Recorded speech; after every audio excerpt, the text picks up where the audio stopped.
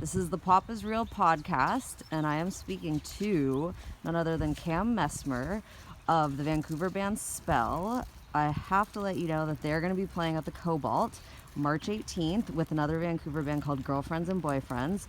I'm going to the show. I am dying for this show because it's going to be amazing. I think that it's going to give so many people opportunity to let out so much energy and go wild to their most recent album called Tragic Magic.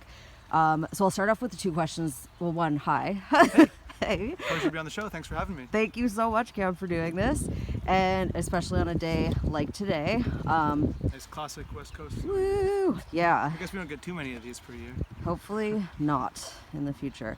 What do you love about Vancouver? Dang, yeah, that's a good question. How long do you want me to talk on this question? Go for it. As long as you can talk, Sure. Go for it. I actually do love Vancouver a lot, and I feel like it's kind of funny because a lot of people like to talk trash about Vancouver. A lot of locals like to talk trash about Vancouver, but it seems like when I'm talking to people who aren't from here, a lot of them have a lot of good things to say about it. So it's this kind of this funny mix. I like Vancouver. I mean, it's the only place I've ever really lived long term, so I'm kind of biased, I guess. I don't really have a lot to compare it to, but I do like it that I have got my family and friends here. I also really like it that I can go to the beach and go to the forest. I'm not as much of a mountain guy, I don't ski or anything like that, but boy do I love going to Wreck Beach in the summer. So I love that. I'm definitely kind of an urban sort of guy myself.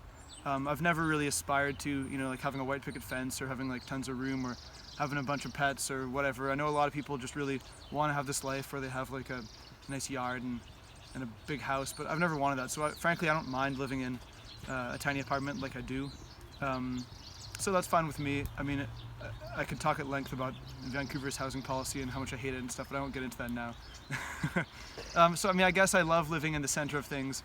It's just Main Street. I can walk everywhere. I can walk downtown in 10 minutes.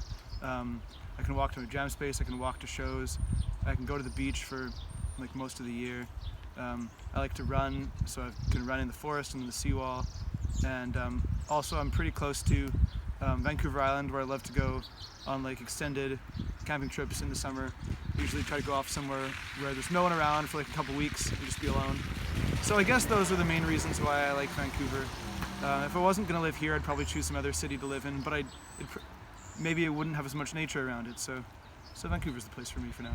Okay, thanks. I'm with you on all of that. I know. I think I'm from Ontario, and I think this city is so special. And of course, there's things everywhere that you can crap on, but mostly it's amazing. And then, so the second question that I like to ask everybody is if you've ever felt like a freak or an outsider, what helped you through it or into it?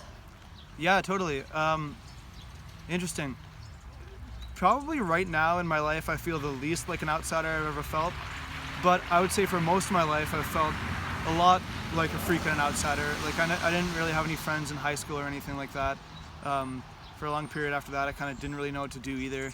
But I've kind of got, a few years have gone by and I kind of feel like I've got a bit of a better sense of what I'm doing now, but I still kind of identify as a freak, What helped me through it? I mean, to be honest, I guess that's just kind of like a big thing that got me into music and heavy metal and stuff. Like if you're, if it's high school and you don't have any friends and you're not getting invited to any of the parties, and everyone says you're a loser and calls you names, and then you're like, well, all that stuff sucks anyhow because I'm into heavy metal.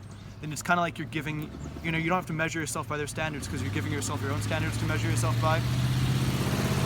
And if you're not you're not going out on Friday nights because you're not cool enough to hang out with anybody, at least you can sit at home and practice guitar or listen to your CDs and stuff. I guess probably nowadays a lot of freaks find their communities online, but when I was at that part of my life I didn't have, obviously I don't want to sound too old, the internet was around of course, but I didn't have the internet at home. So I was just sitting around listening to CDs and playing guitar mostly. Thank you so much for that answer, because the question is based on the fact that, one, yes, of course, I felt like that as well. Yeah. And I think, yeah, it goes back to being a teenager. I felt it here being from Ontario as well, where it took me a lot longer than I ever thought it would to make friends, like genuine Right. friendships. But yeah, not feel like wanting to be the cool person in high school and not being that person. And I think that as much as it sucks, what I've seen with people who have also experienced this is it seems like, one, it does give you the opportunity to practice something that one day may really come in handy and might be actually a lot more exciting than following like the typical route in life. And also just, I think, it's so subjective what is being cool, but I think you seem like a very cool person, because you also seem like a really nice person, just based off of the interviews I watched with you and just meeting you right now. And yeah, I think those experiences can give you compassion. And it's when I look at the people that I wanted to impress in high school, now I think about them and I'm like, no, it's good that they didn't like me, because exactly, it's a compliment. So if any teenager or person who's depressed and feels like shit, it's not easy to experience high school because you can't run away generally. But sucks. Yeah, would you agree it does get better eventually? Yeah, it got a lot better for me after that. I mean, it started to get better almost immediately. But man, it really sucked being in that part of my life, and just sitting, like, just literally, like, I remember the bell would ring at lunch and I'd wander around by myself for an hour. And that sucked. It makes you feel like an idiot. But that's why we, discover other weirdos, like, I don't know, David Bowie, or like whatever freak you're going to identify with, who can make you feel like freaks have a place too and can actually do cool stuff. So there's that. Okay, so that kind of makes me just wonder, or it makes me think about pop culture, because when you mentioned David Bowie, because pop culture for me, yes, it's had some negative effects on me, like being obsessed with my looks because of seeing females presented in this certain way. All this stuff that I think is changing now for the better, but also at the same time, I'm so thankful for being obsessed with pop culture, because that's actually more so than in real life growing up. That's where I saw examples that gave me hope. So what was your relationship with pop culture, and how does it help you, and or has it harmed you in any ways? Interesting. Yeah, I mean, the term pop culture itself is interesting, because, like, when I was younger, I would have immediately felt that was something that I would strongly reject. Like, I would have associated pop culture, the term strictly speaking, with, like, sort of like the oppressors, or like the status quo, like the jackasses that they were too cool for me in high school or whatever. And so what I was doing, I would have called probably counterculture. You're playing heavy metal, you're playing punk, you're a rocker. It has nothing to do with pop culture. In retrospect, I would kind of recognize it as all under the general umbrella of pop culture. I guess it's all kind of part of it. And I kind of, I guess, more and more I would recognize other people who became sort of more successful in pop culture as and maybe became part of the status quo. Maybe it started from the same place as I did, and we were all kind of freaks to begin with. How has it harmed me or helped me is interesting. I mean, I guess it's given me something that I could identify with for a long time. I could kind of consider myself a rocker, or a punk, or a goth, or an alt kid, or whatever the heck. I mean, there weren't really like subgroups like that in my high school or anything like that, but in the bigger picture, I guess so. I don't know if I can think of any specific ways that it's harmed me, except for the fact that maybe I could have done something more useful with my life than just playing heavy metal and spending all my time and money on that for decades. But it's interesting that you mentioned like the negative body image thing, because that's very real, of course. But I also feel like maybe there's another side of it where, like, I think there's a lot of value in like, looking cool or aspiring to, like for example, I remember before COVID, I would go out to shows and stuff, and everyone sort of just looked like a slob, and I didn't really notice it because that was kind of normal, and I probably did too. I mean, I probably still do.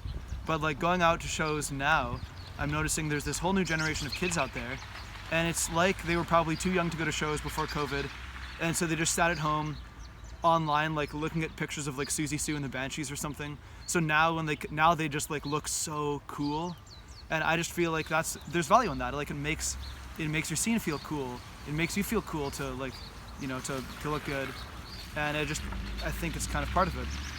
I love what you're saying there too, because that's something, like right now I'm 39 and I feel like I'm having more fun with what I wear than I ever have before, because that doesn't mean, like, again, I'm wearing sweatpants right now. It doesn't have to be every day all the time, but there are times where my own like subconscious belief, like I'm not cool, so I don't have a right to wear this, and now I'm just like, I can wear whatever I want. And I'm lucky that I have a job where I can dress pretty, like I've always had jobs where I can dress kind of in the way that I want, and enjoying it, and like the thrift store hunting and like the thrill of the chase, and then getting something good. And it's like I used to save up dressing up for just like being at home doing fun makeup, and now it's like, no, I'm gonna go out and wear this and like not restrict myself, because I think it is a huge form of empowerment and a huge form of self-expression, and it involves your imagination. And I think it's fun to play around with your image, and sometimes the people who restrict their clothing style are also restricting themselves and others in some ways in their mind. Not to imply that everyone who dresses like you don't have to dress wild, but there's other things along the way. Okay, one thing that I want to know about, because I'm already at the 10-minute mark. Thank you to Cam, because he's given me more time than I was originally looking for. But one thing I noticed. No, this is like amazing. I love this. One thing I noticed or read in your interviews is that you and your brother Al Lester, who is the other person in the band Spell, your first recordings, it said they were recorded, I think it's called the full moon sessions, is that correct? From 2009 to 2011. And then the interview I read, it actually said your sound engineer had a metal breakdown. I think that's a typo. I don't know where you read that, but it's supposed to say. That's a pretty good pun, though. I know. I was like, this is so funny.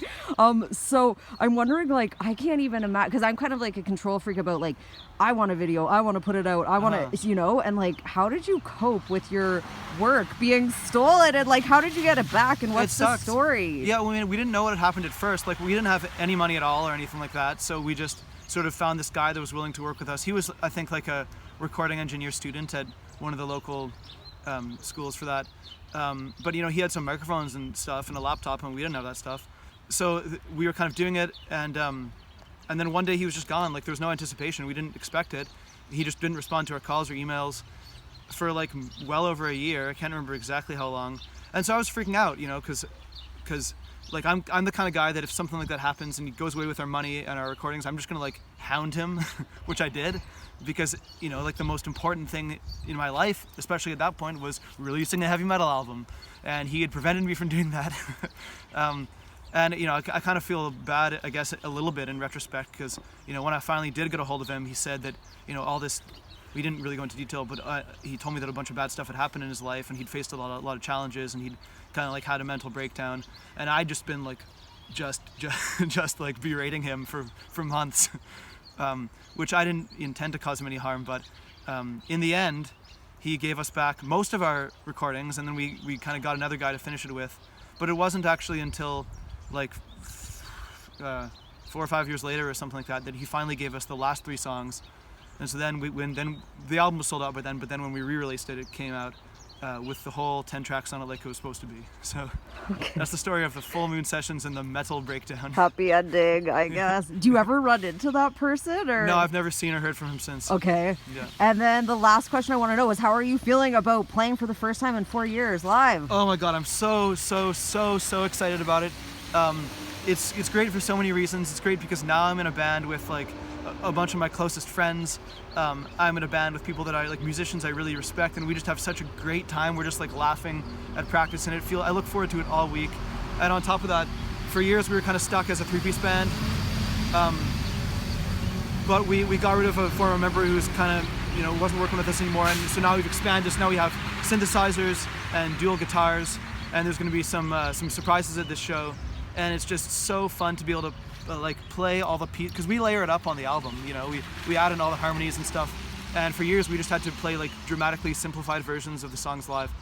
So now to be playing for the first time in 4 years with 2 new albums that are our best 2 albums, and playing all the songs properly with people that I love and respect, it's like the greatest joy I can imagine. Yay, okay, that's so good. Like I said, I cannot wait for the show. Also, Tragic Magic, like I admitted this to Cam already, like I have never considered myself to be a heavy metal fan, but I know who Rush is, and like I can hear those influences, and the album Awesome. is so amazing. Thank you. And it's just fun, like, and I think that, or at least this like stereotype in my mind is like heavy metal is so dark, and like some of it is dark in a fun way or an honest way, but it's also, your music makes me feel good, like really you. good. So I love hearing it, and thank you so much for this interview, and I hope you have a great day, and yeah, ready for March 18th. My pleasure. Thanks for having me. It's been Thanks. great. Enjoy the rest of the day in the snowy times. Thanks, Cam.